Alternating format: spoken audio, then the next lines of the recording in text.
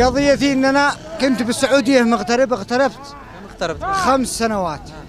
وبعد ال5 سنوات هذا اتفقت انا وعمي على ان انا اتزوج البنت حقي، يعني دفعت لها الشهر واديت كل شيء. قبل ما ولا ما قبل؟ عمي على اساس انه قال لي خلاص يا ولدي تروح وانا عاد ازوجك وانا عاد افعل. لما دفعت له وديت ما يعني شقايا كله غربتي كلها، وتروحت من داخل السعوديه لليمن على اساس اني اتزوج. ايوه.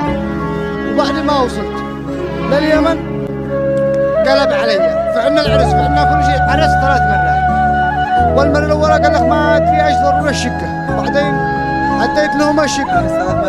عرست 3 مرات وعلي يعني بشهود وناس وحفلات، يعني لا هناك لا هناك خسائر.